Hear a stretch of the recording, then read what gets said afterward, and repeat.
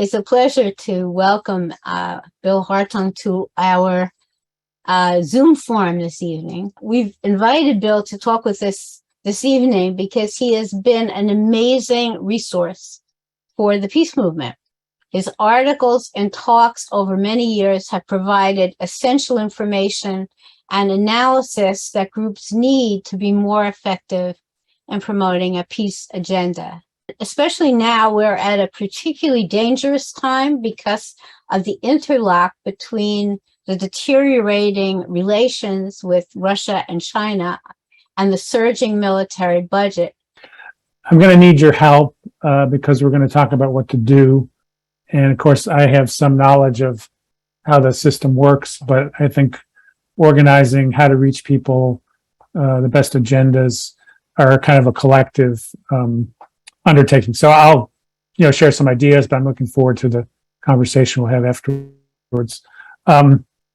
So yes, I think we are in a new Cold War, at least, hopefully not worse.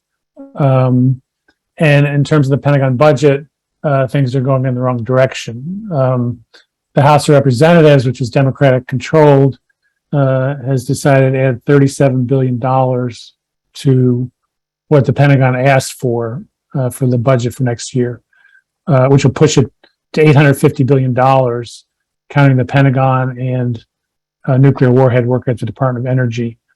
Now, it's hard to really fathom how huge a sum that is, but in historical terms, it's more than the peaks of the Vietnam or Korean Wars, more than $100 billion, more than the peak of the Cold War. And compared to almost any other thing we need, it's an immense sum. It's about half the discretionary budget of the U.S. government, so more than housing, environmental protection, job training, almost any function of government you can think of. The Pentagon by itself gets more money than all those other agencies and efforts. To get a sense of what that means, first of all, I should say, of course, as was, I think, implied in the introduction, there's so many other things we need to pay attention to, preventing pandemics, dealing with climate change, fighting racial and economic injustice, dealing with people who are trying to dismantle what's left of our democracy. And yet the only thing that Congress can agree on is to throw more money at the Pentagon, which is simply shameful. But to give a sense of how much money this is, I just have a few comparisons. The Pentagon budget is 14 times larger than the budget for the State Department and the Agency for International Development combined. So at a time when we need creative diplomacy more than ever, our diplomatic corps is being starved, and many places don't even have official appointed ambassadors.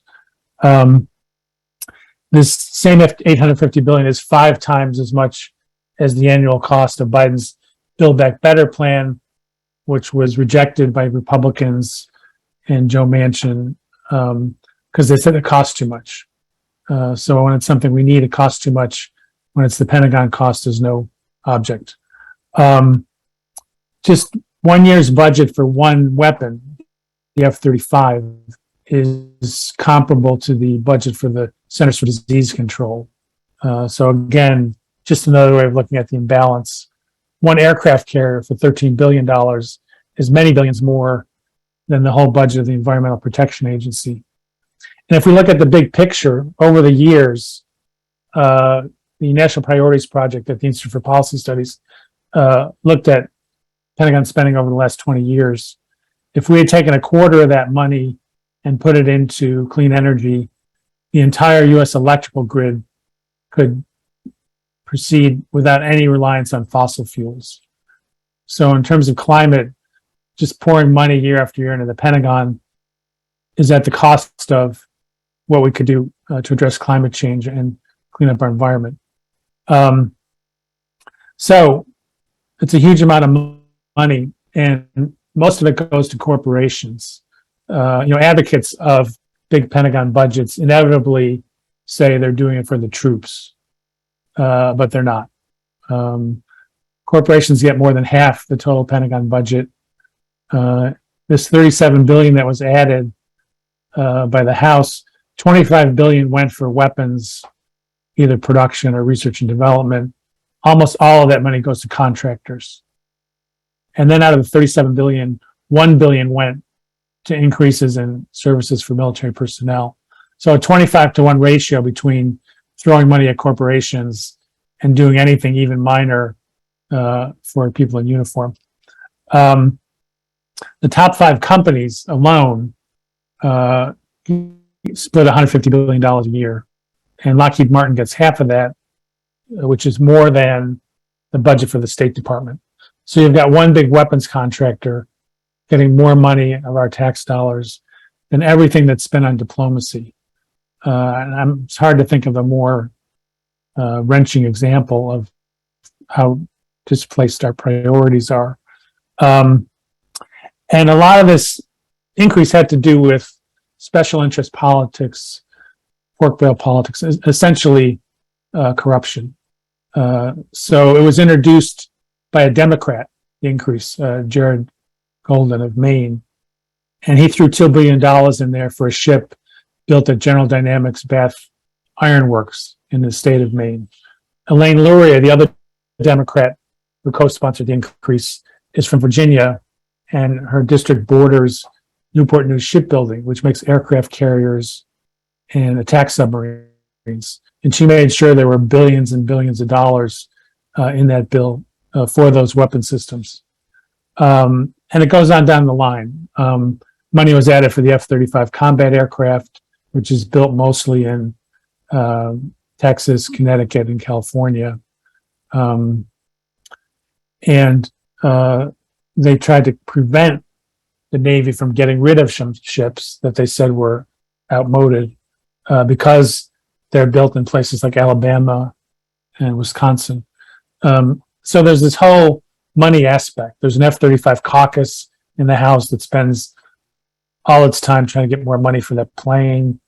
There's an ICBM coalition in the Senate that tries to keep any changes from happening in the deployment or procurement of intercontinental ballistic missiles, probably the most dangerous item in the nuclear arsenal.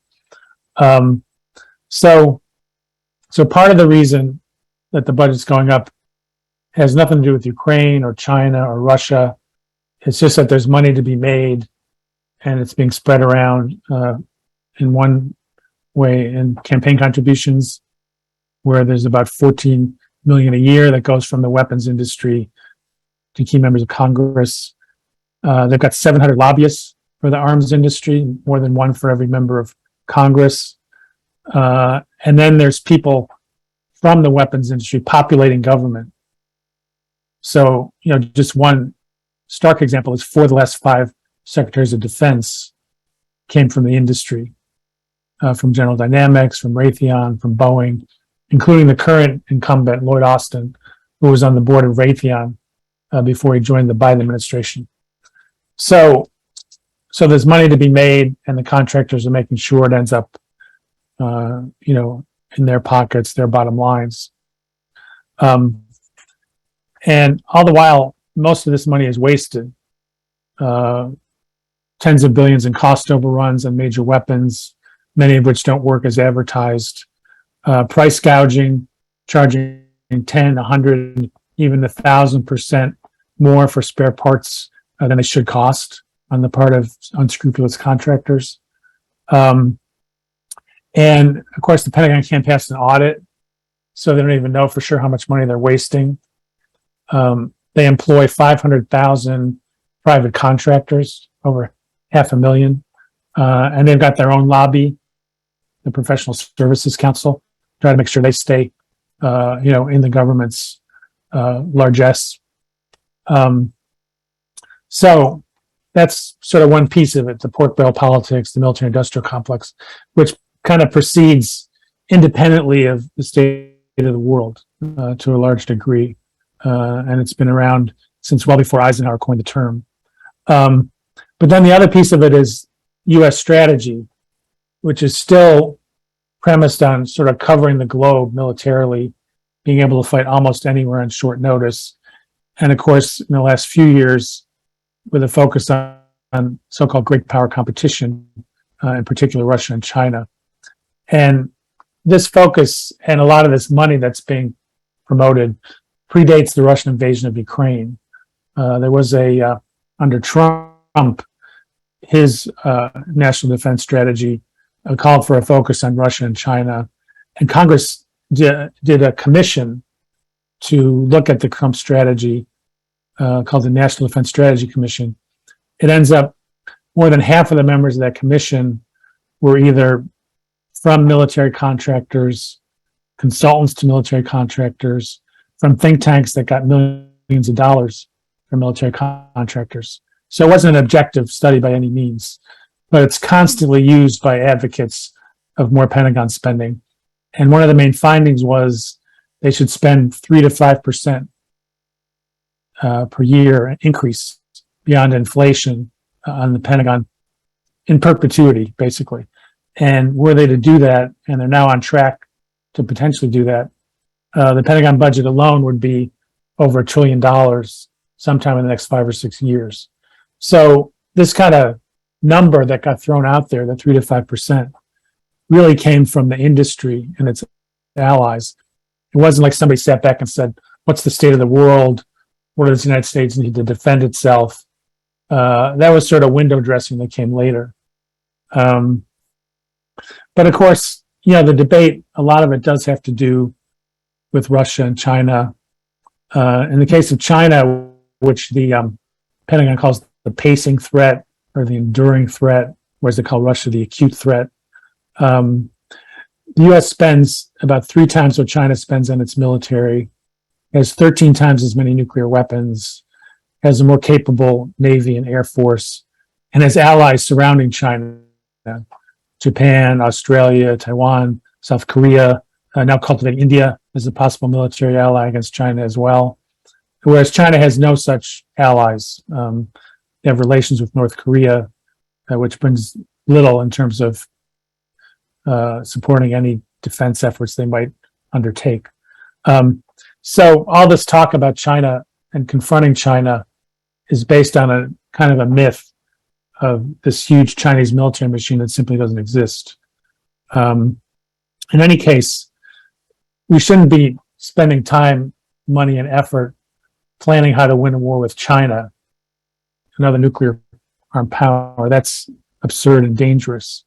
What we should think about is how to cooperate with China on issues like pandemics, climate change, improving the global economy. Because if the US and China can't cooperate, we're not going to solve the climate crisis. We're not going to be able to deal with global disease issues and many others. So if we want to survive as a planet and as a people, we have to move away from this confrontation with China and find other ways to relate between the two countries. As for Russia, obviously invasion of Ukraine was outrageous. They're killing civilians. They're committing, no doubt, crimes against humanity. But the idea that the answer to this is to throw as many weapons as possible into the war without having any diplomatic strategy at all, but how to end the war, I think is not only foolish, but it could lead to escalation, including possible U.S.-Russia or U.S.-NATO conflict, which could escalate even possibly to the nuclear level. So there's got to be a diplomatic strategy. It can't just be this kind of notion that you're going to throw weapons into Ukraine and quote unquote defeat Putin. And that's been a hard case to make in the mainstream media and in the Congress, but I think it has to be made. And of course, a lot of money is being spent. $53 billion towards aid to Ukraine just this year in a matter of months. About half of it military. More military aid by far than the peak year of support for the Afghan military and police in that 20-year war. And all that money is separate from the $850 billion that I was talking about. It's all on emergency packages that have sailed through the Congress. And the last thing about Ukraine that I'll mention is it's not showing Russia to be this huge global military power. It's showing its weaknesses. It's having a lot of difficulty fighting a much smaller country on its borders. It's in no position to threaten NATO to be a global power. And yet that's the rhetoric we're hearing as a justification for jacking up the Pentagon budget, for building up in Europe, for NATO countries also increasing their military budgets.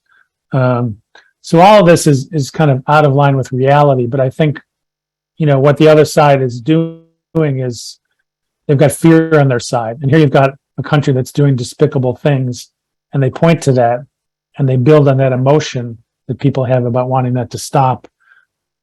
And they use it for other purposes. A lot of the stuff that they're throwing in the Pentagon budget, under no circumstances ever would be used for anything related to Ukraine.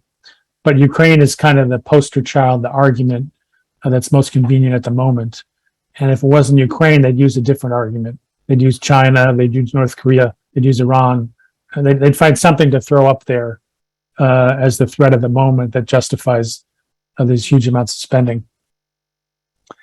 And then beyond the great power conflict, there's still 800 overseas military bases, U.S. counterterror operations in 85 countries. So there's this whole global military architecture that's over and above whatever is done to confront Russia and China. And it's based on the notion that the United States has to dominate the globe militarily, even though, as we've seen in the last 20 years, all it has been is one disastrous war after another, not only killing and wounding U.S. troops, but affecting hundreds of thousands and millions of people in the war zones. And then in the midst of all this, and again, using Ukraine as a kind of argument, is the nuclear weapons buildup, which was well along. They want to spend $2 trillion over the next 30 years to build new bombers, new intercontinental ballistic missiles, new ballistic missile submarines, new cruise missiles, new warheads, an entire new nuclear arsenal. And the Biden administration wanted to eliminate two small weapon systems out of this huge buildup that had been introduced by Trump. And hawks in Congress are trying to stop them from even doing that, even that small reduction. And they're arguing that the Russian invasion of Ukraine is a reason to do that, even though the thousands and thousands of weapons that are in the U.S. nuclear arsenal represent overkill and a risk of a nuclear arms race and make nuclear war more likely, not less. So, the other thing I'll say is the Biden administration is moving in the wrong direction in the Middle East. The Middle East situation, President Biden's trip to Saudi Arabia, where he did that fist bump with the murder and war criminal Mohammed bin Salman, is obviously a step in the wrong direction. Not only does it kind of absolve or legitimize the Saudi intervention in Yemen, which has killed hundreds of thousands of people using U.S. weapons for the most part to do it. But it also, he's creating this sort of anti-Iran coalition, including Israel and the Gulf states, which is only going to increase tensions in the region. And this is at a time when Iraq had sponsored some talks where Saudi Arabia and Iran were trying to lower the temperature, find out some way to have almost a détente rather than fuel conflicts all over the region. And of course, arms sales are continuing to flow into the region, and the U.S. has promised to defend the Saudi regime, and the Saudis are asking the U.S. to keep a large military presence in the Middle East, which the Biden administration had promised to reduce. Meanwhile, what we should be doing, diplomacy, is on life support. And the Iran nuclear deal, which Biden promised to revive, is in a very, very difficult straits. But when it was in force, it was preventing Iran from getting a nuclear weapon. It was taking war with Iran off the table. And it was at least a possibility of being built on for other diplomacy in the region. And that's the kind of policy that's needed. But we're just on the edge of losing that agreement. So, that's the question becomes, what can be done? And I think, because of the Cold War atmosphere, because of the criticism of people who are raising different ideas about Ukraine or talking about reducing the Pentagon budget, there's a lot of kind of demonizing of the critics. I'm familiar with this. It happened to a certain degree after 9/11 as well. If you raise any question about U.S. military policy anywhere in the world, you would get some pushback that somehow you were, sympathizing with terrorists and so forth. So we've been through this kind of thing again. I mean, it has kind of a McCarthyite feel to it, which is, I was a kid then, but I know about it. I read about it. I've talked to people who've been through it. But given all that, how do we proceed? And I think this is where we should, have everybody weigh in to the extent possible. And it's going to be an ongoing conversation, obviously.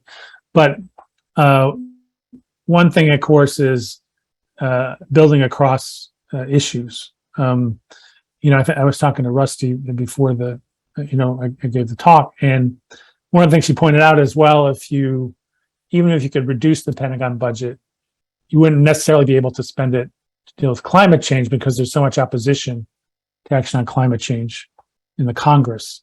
So you can't just move money from category A to category B.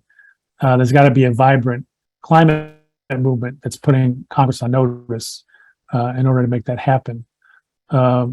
Likewise, we've seen backsliding on racial and economic justice issues, despite the movement for Black Lives, the Poor People's Campaign.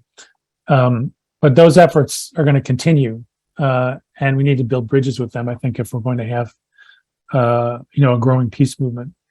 The Poor People's Campaign had a march on Washington, and it was not like one of Dr. King's marches from the 60s. It was in the thousands or tens of thousands. But it was very much energizing to their chapters around the country. And they're organized on a state-by-state level, and they're trying to get people to the polls, especially poor and working people who vote in much lower proportions than many other groups in society. And so I think that's a promising undertaking. It's going to have to hang in there for the longer term, because I think it's hard to short term to combat all the different forces that are surrounding us. There's also groups like a group People Over the Pentagon, which is organized with Public Citizen, and they've been trying to get groups beyond the traditional peace movement, environmental groups, immigration groups, and others to join forces to cut the Pentagon budget because there are so many other needs in other parts of society. And they've made some progress. I mean, there's sort of the small glimmer of hope in these terrible votes in Congress is that a majority of the Democrats in the House at least voted against the increase, as did 14 Republicans. I think more importantly, the majority of the country is against these increases, even a small majority of Republicans. And I think if people knew the cost of this spending, both in terms of risking endless war or worse, and also in terms of starving, the government and its ability to meet other needs and other crises, I think that number of people opposing it would increase. But I think also we're going to have to educate for the long term, because, I can't say what's going to happen in the next 2-3 months, but I know that we're going to have to really dig in to fight these forces that are kind of consolidating on the wrong side. And there's nothing to be done really but to organize. And so I think in that sense, Brooklyn for Peace is critical, and groups like it around the country, if we're going to turn this thing around.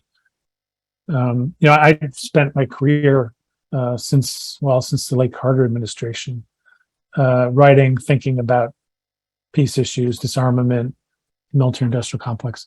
But there's no point doing this if we can't build a movement to change the kind of things that I've been talking about. And that's why I do this. And I do believe we can do it, and I'm stubborn. I'm not giving up.